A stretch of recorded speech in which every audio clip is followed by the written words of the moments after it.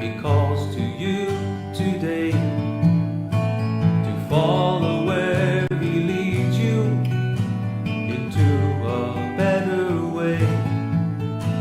He gave His all with love untold to bring you safe into the fold, with arms outstretched to welcome you home. Now arise as He calls to your soul. Now arise, let His love take control. Yes, arise, He is all you need to know. He will meet you where you are as you arise. Arise and come to Jesus, Creator, Lord and King. Though we can give Him nothing, He gives us everything. He paid the price to set us free, to become all we are meant to be, to know the peace, the joy, the victory. Now arise as He calls to your soul. Now arise, let His love take control. Yes, arise, He is all you need to know. He will meet you where you are as you arise. Don't wait until tomorrow, for tomorrow may never come. So arise as He calls to your soul. Now arise, let His love take control. Yes, arise, He is all you need to know. He will meet you where you are as you arise. Now arise as He calls to your soul. Now arise, let His love take control. Yes, arise, He is all you need to know. He will meet you where you are as you arise. He will meet you where you are as you arise. He will meet you where you are as you arise.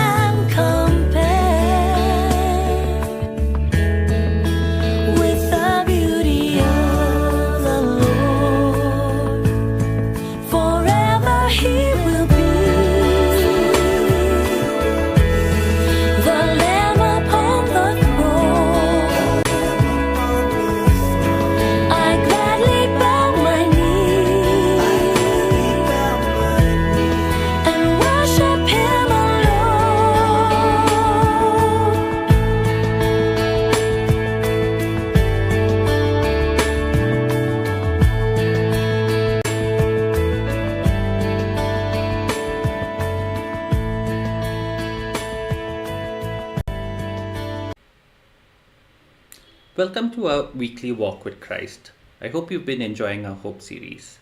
My name is Mark, and I'll be taking you through the last part of the series, and that too from the beautiful Goa, and hence the backdrop.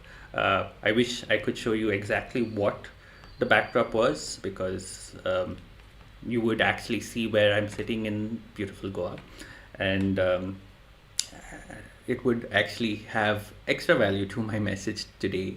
But anyways, we work with what we have, and today I'm going to take you to one specific part that I've been thinking about hope. And one of the main definitions of hope is that it is for tomorrow. While I agree with that definition, there is always something that can be added to that, and I feel that hope can be used today as well. It actually starts today and can result in bigger things tomorrow. And hence, that is the title of my message: Hope for Today, or Hope for Now. And that also is Photoguada of Goa.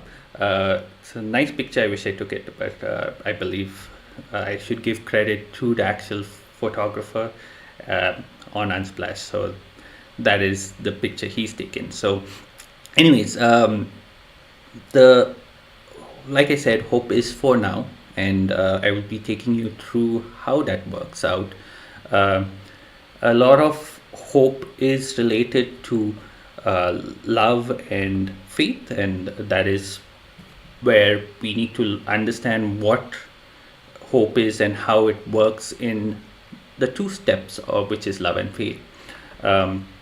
They are interdependent, and this can be seen in 1 Corinthians 13, 12 to 13, and this is from the Message Bible. I will be reading this out to you so that we can clearly understand the words that have been put here. It says, "We don't yet see things clearly. We're squinting in a fog, peering through a mist, but it won't be long before the weather clears and the sun shines bright. We'll see it all then, see it all as clearly as God sees us, knowing him directly, just as he knows us. But for right now, until completeness, we have three things to do to lead us towards the consummation: trust steadily in God, hope unswervingly, love extravagantly, and the biggest of the three is love." And the scripture is commonly one of those scriptures that we go to, and we tend to focus on the fact that because it says the biggest of the three is love, or the best of the three is love, that it is the main one, and the other two are just side notes, right? The hope and faith. But technically, hope and faith are part of the perfect trifecta, and they cannot exist without each other. And one of these things that I noticed while I was here in Goa is something that I noticed when I went to one of the beautiful waterfalls here. And to give you a little bit of a background, what was happening there basically was the fact that I was sitting on one of these little puddles in the middle of the waterfall, not right underneath it, because obviously the force would be too much for me. And I was enjoying the flow of water. While a little bit cold, I got used to it over time, and then I started noticing the beauty around me. It was a very beautiful scene, at least from my point of view. I wish I could share it with you. This is not even comparable or what you see on the screen right now, but it was so beautiful just to sit in and ponder on God's creation. And when I was sitting there, I noticed a few things. It was raining here in Goa, and while the rain, I was already wet, so it didn't matter. The rain didn't bother me. I noticed that the trees had flourished. They become greener. They become bigger. They become lush, and basically were enjoying the rain that was taking place. And this made me wonder, especially about the small creatures and especially about the birds. The birds cannot fly in the rain. We all know this. There are a few, but the vast majority cannot fly in the rain. And what were they doing at this point in time? And then it dawned on me how perfectly planned this whole thing was.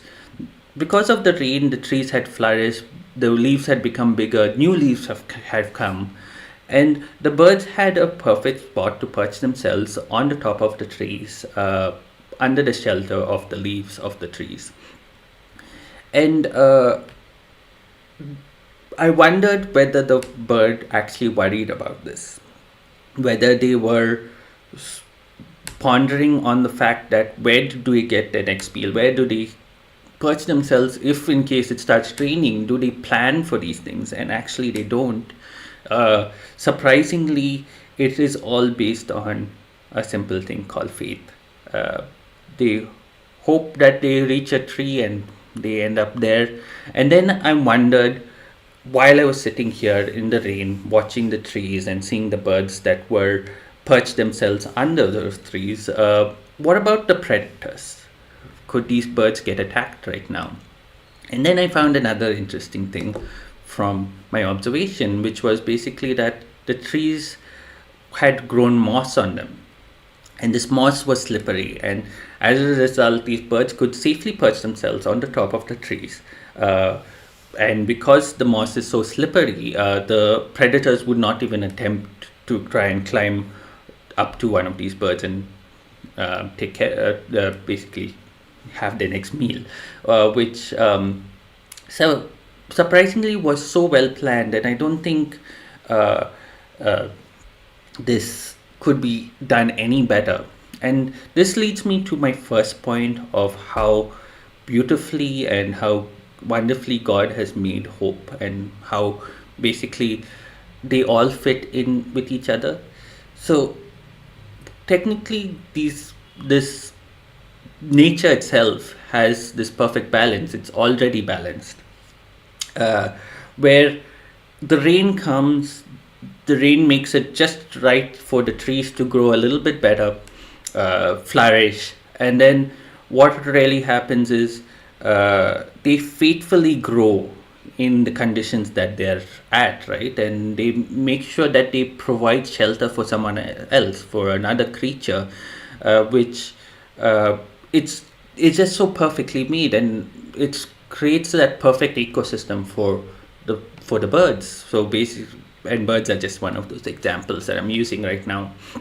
But it does, and what basically happens is once these trees flourish, the birds can, and this is where love comes in, right? The birds know that they are capable of depending on these trees, and they also can be, these trees are faithfully growing, and as a result, they come and with their trust sit under the tree, and as a result, they don't need to worry about the future, but they can directly go head to the fact that and hope that the tree would grow and continue to be there. Now there is a while nature is completely balanced, there is a problem here. While the tree grows faithfully, and we can trust in the tree, we tend to be the problem. We cause issues that cause imbalance, and then as a result, a lot of these things die. And so, if nature is perfectly balanced, what are we in nature, right? Are we balanced with nature? And something I found interesting recently with one of the movies I watched is basically torment, and actually they call it despair. So despair without hope. Basically, despair is defined as something that is without hope, right? The basic definition of despair is man without hope. And what really happens is the movie I'm actually referring to. It says there there's a reason why this prison and is worse than hell. Okay, now this is from a movie. Please understand that we do not understand what hell is, but it's worse than hell apparently, according to this guy on Earth. And he basically says hope, and every man who has rotted over the centuries has looked up at the light and imagined climbing to freedom. So simple. And like shipwrecked men turning to the seawater for uncontrollable thirst, many have died trying. I have learned that there can be no true despair without hope. And if anyone guessed what movie I've been quoting, the movie is The Dark Knight, one of my favorite movies about Batman, and this is Bane in that movie. While it is just a movie, and it was talking about a prison which is like a pit, which basically is like a little well that these guys were thrown into, and they could climb up, but they couldn't make the final jump. But while it is a movie, it brings a reality to what we're talking about today, and that is about hope. Technically, without hope, there would be no despair, and that's what this guy is saying. But I would like to add to that. There is despair because hope existed without love and faith, right?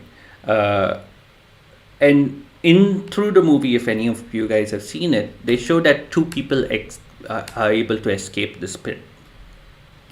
One was a little child, and the other one was Batman, who was called the Dark Knight in this one.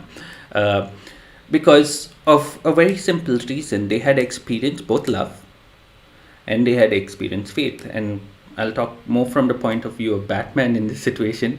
Is he's broken and thrown into the pit, and while he hopes to climb out just like the other men, he has two things that are working on in his favor. One is that he has faith that he can do it, right?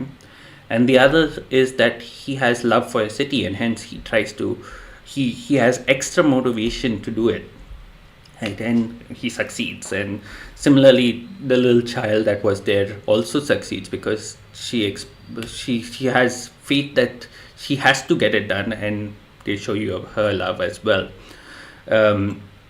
But this is where I feel a lot of our problems come from, and this is where we torment ourselves, and hope becomes a problem when we avoid the two facts that love and faith need to be part of it. So with that said, I also will give you a simple example. Sometimes this happens in good relationships where we don't understand this. We have expectations from the relationship, but we don't understand that these two elements need to be part of it. So, for an example, say you were hoping for flowers from someone, right? Now, if that person really loves you, they might know that you love flowers and they would bring it for you. But if they do not love, then how do they know that they need to bring you flowers? While you might hope for flowers, they will never come because they do not love, right? Similarly, if in that same relationship, if for whatever reason the love was there, they care for you enough, they know that you like flowers, but they are not faithful enough, you cannot trust them enough to bring the flowers, they would never bring the flowers either. And as a result, you will hope for something that will never happen. So finally, hope also needs to be there, right? You keep hoping for something. And while the other two seem to be the starters of the steps, hope is what keeps the relationship going, right? It makes sure that you continue in that relationship, and that is actually my first point, which is hope in relationships are based off the fact that these three need to be there.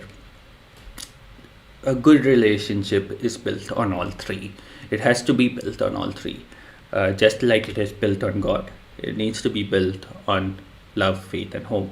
You should have a partner or a friend or a sister or a brother or father or mother that you can truly love. And this is not a one-sided thing. It has to be both sides. Both sides should truly love, truly be faithful. You should be trustworthy, and as a result, you should have a trusting relationship where you know for sure that you can have faith in this relationship. You have faith on the other person, and then finally, you can hope for the future for that relationship. So that is one of my first points, that hope in a relationship is built on all three, and it cannot be subjected to just one. That will cause a weak relationship and cannot continue. And I believe that as a result of that, we will be able to go to our next point, which is that we basically need to do our part, right? Something I found interesting, apart from the fact that I was sitting at the waterfall, was something that is very nicely displayed in this photo of this little plant trying to grow through, if anyone can't guess what it is these metal rods that we use for buildings. And these metal rods have obviously been here for for quite a long time, because they're rusting, right? But this doesn't seem to phase this plant. It's growing, it's flourishing, even for that matter.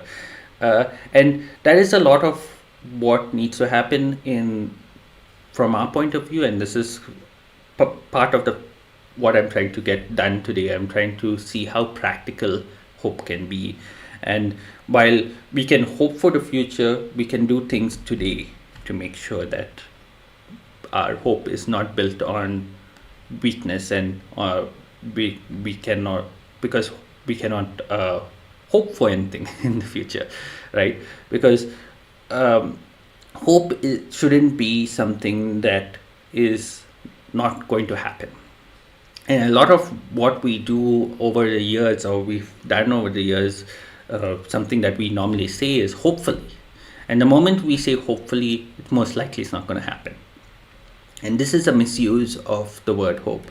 Just like love has been misused, and there's a lot of misunderstanding over the word love, hope has been misused. And when technically you hope in someone that you have trust in or faith, and you have love with, and they have love for you, hope is not something that is never going to happen. It is almost guaranteed. And this is something that also shows in one of the scriptures, and I had to split the scripture because it's quite a long scripture, and it's on two screens. But anyway, I will read this out again for you. This is in 2 Corinthians 4, 6-12, where it says, "Remember, our message is not about ourselves. We're proclaiming Jesus Christ, the Master. All we are is messengers, errand runners for Jesus, from Jesus for you. It started when God said, 'Light up the darkness,' and our lives filled up with light, as we saw and understood God in the face of Christ, all bright and beautiful. If you only look at us, you might as well miss the brightness. We're carrying the precious message around in unadorned clay pots of our ordinary lives." Then goes on, that's to prevent anyone from confusing God's incomparable power with us. As it is, there's not much chance of that. You know for yourself that we are not much to look at. We've been surrounded and battered by troubles. We're not demoralized. We are not sure what to do. know that God knows what to do, and we've been spiritually terrorized, but God hasn't left us aside. We've been thrown down, but haven't broken. What they've done to Jesus, they do to us. Trials and tortures, mockery and murder. What Jesus did amongst them, he does in us. He lives. Our lives are constant risk for Jesus.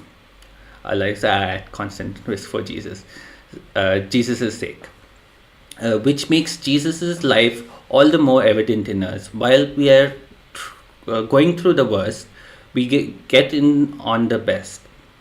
Or you get in on the best. You're getting in on the best. So basically here, right, which was my point of making sure you do your part.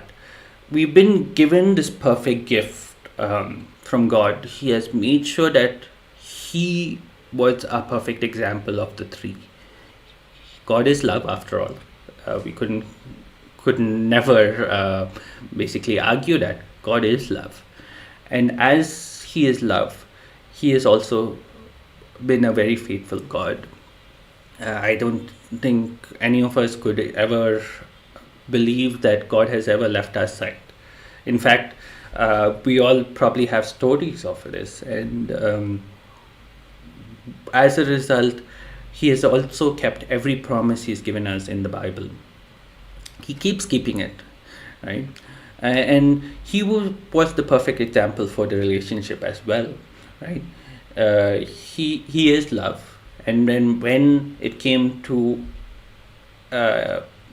needing something or wanting something, God gives, and as long as it's good for you, obviously, and hence you can hope for it without saying, hey, hopefully this will happen, because most likely it's going to happen if it's good for you.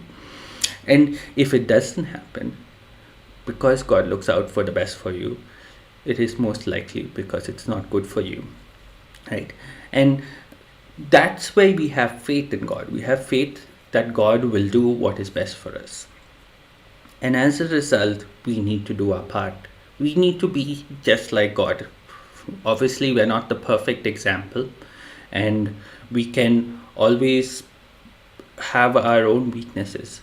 But there are a lot of people out there that are broken, that are missing good relationships, that are around us, and we haven't been necessarily the best examples. But we can be, right? We can show the light that it's spoken about in the scripture, and that light is not ours. That was given to us by God. And as a result, be loving. Don't drop the love, right? Be loving. Be faithful. Allow people to depend on you. When you say you're going to do something, get it done, right? And then finally, allow them to have hope, because through you can show hope. And if you continue to be the perfect example, you will only most likely lead them to where they're supposed to be. And a lot of these people are just lost, confused, lost souls, and we need to be just like we were. And when God chose to pick us up, or Jesus Christ as well, He did it out of love. We need to do the same. We need to show Jesus Christ's love in our lives so that we can direct them to true and complete hope. And that leads me to my final point, which is, don't let the sun set on hope. This point was not originally here, but I'm so glad that God led me here. So we should not allow the sun. We should not allow it. Don't let the sun set on hope. We should not allow the sun to set on hope. Hope is, if we can create a perfect hope for today, we can continue that hope for tomorrow. And if we follow the first two steps, we will help the fact that we will not allow the sun to set on hope. Uh, Here again, I go to a scripture where, sorry, this was badly titled, but this is in 1 Timothy 4:12-14, where it says, "Get the word out, teach all these things, and don't let anyone put you down because you're young. Teach believers," and that's here, remember, it says teach believers, right, with your life, by word, by demeanor, by love, by faith, by integrity. Stay on your post, reading scriptures, giving counsel, teaching, and the special gift of ministry you were given when the leaders of the church laid hands on you and prayed, keep that dusted off and in use, right?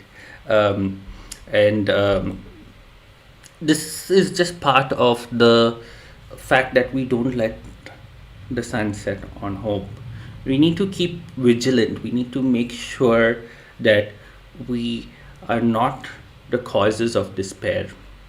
We need to make sure that we do not show people love without faith, or and do not allow them to hope without love or faith. This is a very simple commission to show love and to show faith, and or to be faithful, and to allow people to have hope, right? If they continue to have hope, and eventually hope in the right in their creator, right, there is nothing better that you've ever done in your life. This is exactly what we need to do. We need to make sure that if hope is lost, we are not the cause of it. We can be sometimes the despair in people's lives, and a lot of us Christians sometimes are, where we say, hey, you are you don't believe in Jesus Christ. How can you not believe in Jesus Christ? You're going to hell. And why do we want to pile that despair on someone? Instead, if we say, hey, this is what you believe today, it's absolutely fine, but we're going to love you either way. We're not going to push God's love on you, but we're going to love you either way, right? We're going to be your trustworthy friend. You're going to be someone you can trust in, and we're going to allow you to hope that we will always be there for you, right? And over a period of time, God will be there. God will come into their lives automatically, just because these people will start asking, what is different about this person? Doesn't he or she doesn't fit into this into this world that we're sitting in? And what has caused the difference? And they might ask you a question about it, or they just might be led by God directly.